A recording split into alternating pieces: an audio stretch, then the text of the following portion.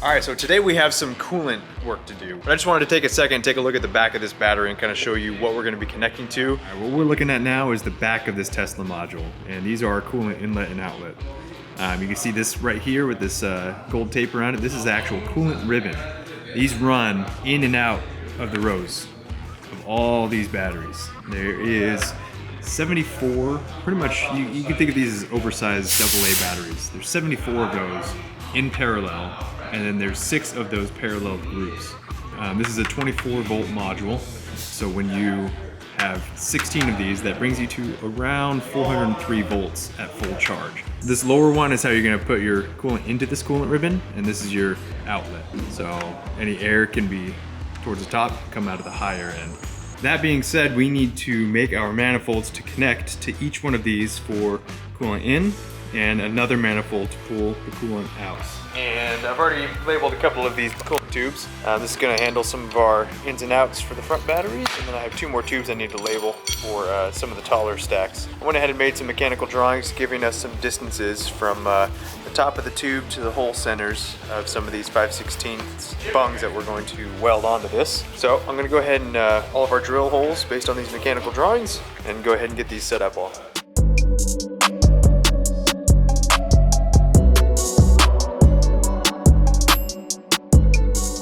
All right, so we've got our drill press set up, and we have some 3/8 holes to drill into these coolant manifold tubes. I've gone ahead and red dotted all of our drill points for these 5/16 bungs that we're gonna weld onto this thing. And then we're gonna put a cap on this, cut this to length, and this will be ready for all of our manifold coolant to all of the batteries in the front bungs.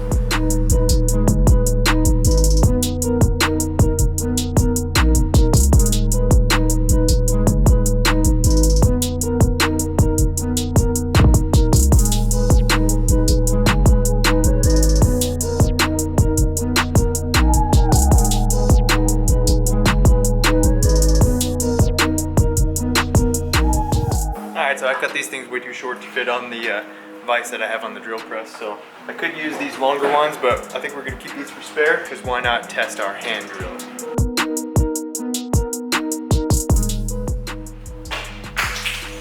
Pretty much perfect.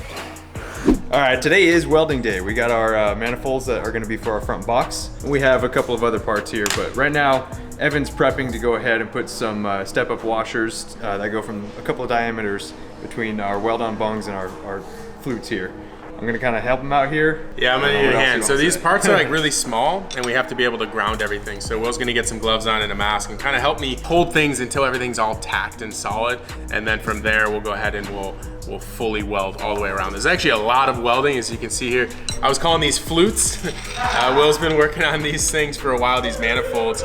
But as you can see, there's a couple of these, and each one of these is gonna have a little barb fitting welded all the way around. And this is all got to be sealed. So we're probably going to want to test this, somehow pressurize this so we can make sure that everything is sealed. And that's a good real test if my welding is good. But it should be fun. It's a lot of welding, but let's go ahead and get started.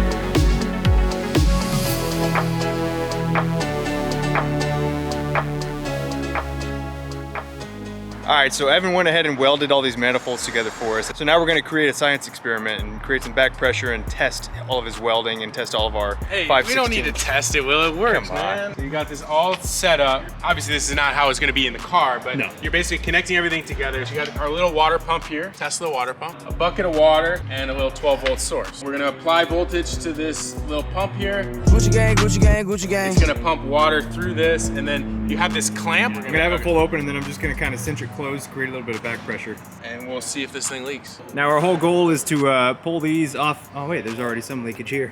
Where? That's what I didn't want to see. Where? Some wet spots. We were hoping not to wet it, wet the bed, but let me check that out before we turn this on. This one's wet too. All right, ready? Fire in the hole. Wait, just gotta hold it. Hold the tip. That's what she said. It's leaking. Right here. Oh, but the manifolds are holding, baby. We gotta clamp it. You ready? That's a lot of pressure. Oh, we're leaking here too. They're all leaking. Yep. Yeah, you must be missing an O-ring. Hey, put your mouth on that and suck this. That's what he said. Zip ties, I guess. That's all you need. That's the funny part. The zip ties are not leaking. All right, well, it looks like the weld's held. Well held. That's what I cared about. All right, well, we had some small leaks, but luckily it wasn't on the weldable manifolds that Evan did. It was actually at our AN 90-degree swivel adapters. Just gotta tighten these down or figure out what's going on with that, but these held up pretty good. Rib cage is intact. It does look like a rib cage. All right, Will, what's next? Tear it apart. These actually are gonna go in. We're gonna start stacking the batteries in the front box using this because I got faith in these now. Oh, you didn't have faith before, Will? Come on. No faith. What are we working on there, Mick?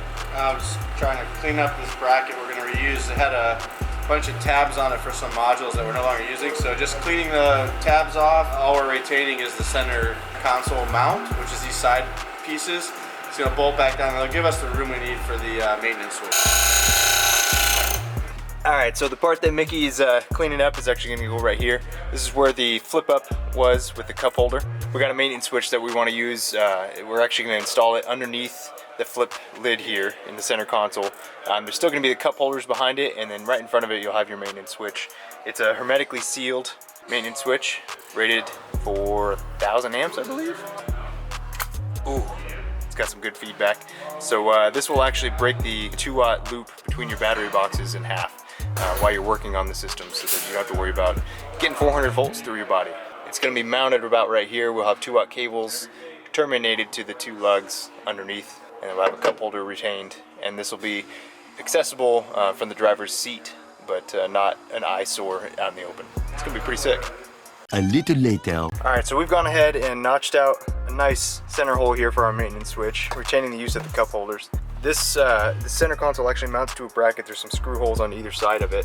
So that bracket, we're gonna have to actually notch out the same profile. And that red etching is what I'm gonna have Mickey bandsaw out.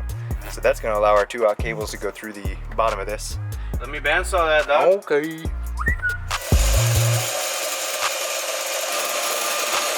All right, so Mickey was nice enough to go ahead and cut that out. That is the same profile as what we have gouged out inside of this center console.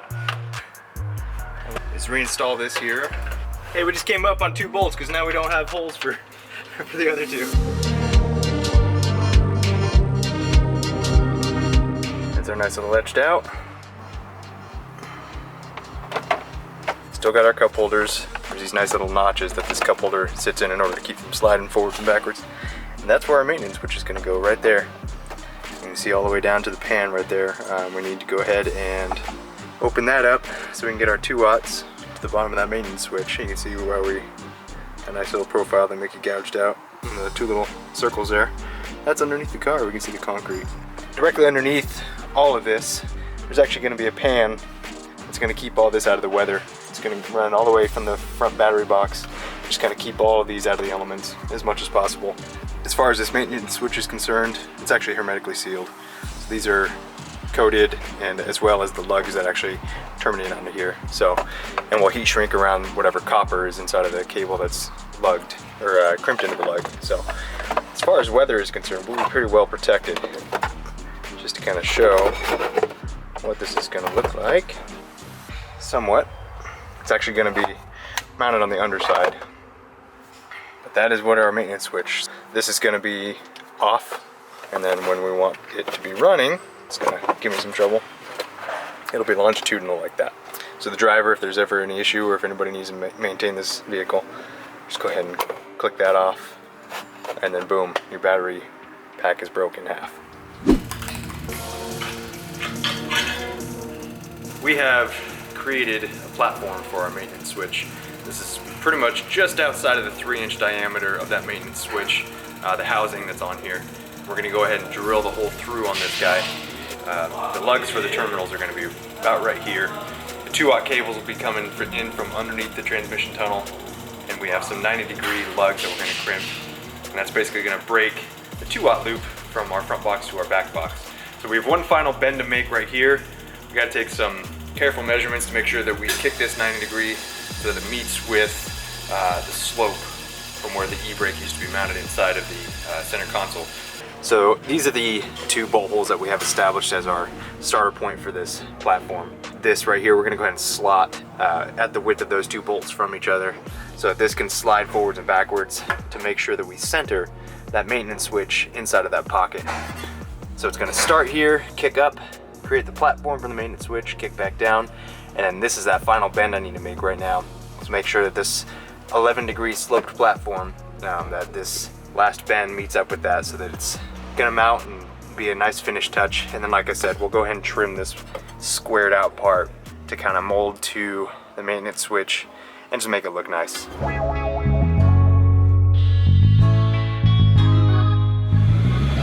All right, well there's our final bend. Let's go see how it sits.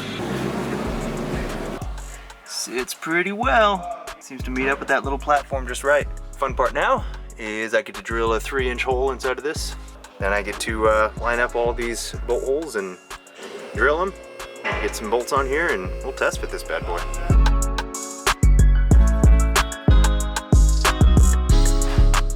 All right, cool, so I went ahead and drilled these holes. I'm gonna make sure that I'm able to place this bracket in there with the existing bolt holes. It is kind of lifting that platform a little bit, so we're gonna have to adjust the bends a little bit. It's still meeting pretty well on that plane, but you can see it's kind of angling that platform for the maintenance switch, so we got to adjust the bends a little bit.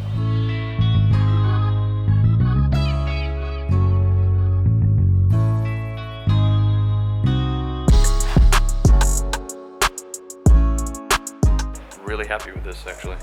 Actually, before I am done with this bandsaw, I'm gonna go ahead and notch out for that center bolt. No, you know what? I have a feeling we're gonna have to gap this. That's not even gonna be an issue anymore. I have a feeling we're gonna have to put a washer underneath here. Or I actually have a remainder of this. We may just drill out for the bolts, and this is our spacer. Create just a little bit of a platform so that this meets up better with this bend.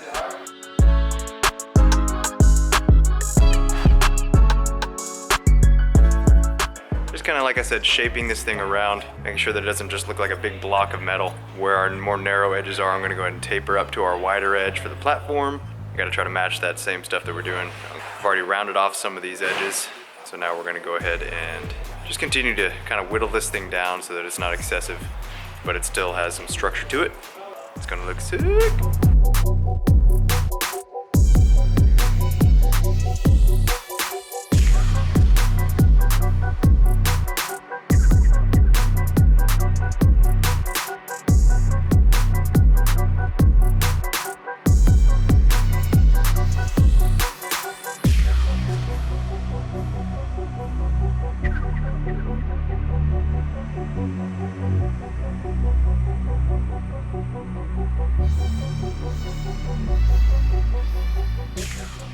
All right, we've got this guy bolted in. I'm super stoked on how this turned out. It's tightened in on the back, so it's in place. I've actually set the center console on here, and the hole that's drilled into the bottom of the cavity matches perfectly with what I have for the maintenance switch to actually slide over and be bolted on. Now this maintenance switch, the bracket is done. It's mounted inside of here. It actually looks pretty good, and it maintains the use of the cup holder inside of this armrest. So I was able to get my hands on some of the black Downstar hardware. It's nice in there, and like I said, the use of the cup holder is completely retained. This is a big thing. It's going to take the full battery pack, and it's going to break it into a couple of segments, so you don't have the full 400 volts while you're servicing this guy. It'll split it to 100 volts in the back box, and 300 volts in the front box. But yeah, that's the main purpose of this guy right here, is to break the pack. So now I'm gonna actually go ahead and crimp these lugs that are going onto the bottom of that maintenance switch. So we've got ourselves some 90 kickoff lugs that just shoot straight down. We have one end here that we're gonna crimp this guy onto, and then we have the other side. It's gonna go to this big old guy that's gonna go all the way to the front box. So Ricky's been using that lug crimper for his 2 gauge. That's really cute. Or actually, he was doing 8 gauge and 4 gauge. I'm gonna show him what this thing is really for. We got some 2-aught to crimp. So let me pull him out of the office and have him help me with that.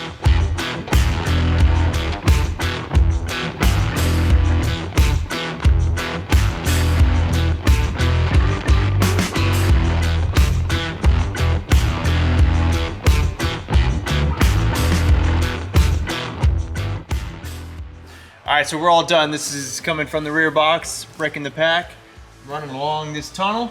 It's gonna kick over to the driver's side, and when I finally crimp this, it's gonna pin right into the positive output of our front box. The other side of the maintenance switch is gonna go along this back tunnel, and it kicks to our Amphenol connection to the rear box right here. All right guys, before we end today's video, just wanted to take a quick second to kind of go over some of the special tools that we've acquired in preparation for this 350Z conversion. See a lot of these Deutsch connectors. So some of the used parts that we get from TeslaParts.com have leads kind of cut off of the harnesses, and you can either hard solder those connections from whatever you're using to power and control those devices, or you can do a quick disconnect, you know, with like a 4-pin that we're going to use on some of these. They have a 3-pin. There's quite a few cool connections, and then of course you got to have the right crimp tool for that kind of pin connection. Crimps it in 4 places, and then there's just larger gauge versions of those. This is what we use to crimp our, 4 gauge going into our Deutsch connector on the side of our rear box. The cell tap connectors inside of the modules are all Molex pins, and so you got to get a pretty special tool from Molex for that. That's where we acquired that. These are some of our cell tap transition harness and pins. This is what we're using to crimp some of our amp seal, which is what connects on the side of our drive unit. We got ourselves really sharp hose cutters for some of that 3-inch hose. That stuff is difficult to cut with, normal type cutters. This is what we're using to crimp the Frigola Performance clamps on our hose barbs for 3/4 and 5/8 hoses. We just have some small open-ended, they go from 12 gauge to 28 gauge. So for some of our huge lug 2-aught, 1-aught, 2 gauge, we have something that goes from, let's see, this goes from 10 gauge all the way up to 4-aught plus, and then even bigger. 600 millimeter squared cable lugs. That's gonna handle pretty much anything high gauge size wires. It's gonna handle it all. We're dressing all of our wires with expandable sleeve loom, orange for anything high voltage above, I wanna say above 48 volts, and just our 12 volt stuff goes in black loom. Keeps everything nice and clean. We keep everything ordered by our label maker. Just make sure that we know what's on each end of the wire. We don't have to chase anything down as long as we use that and keep true to it. So anyways, that's a lot of the specialty tools that we've acquired for this build, and it leaves room for expansion. All right guys, so that's it for the specialty tools for these EV builds. Keep watching, we'll be here every Sunday. Remember to like, subscribe, and share.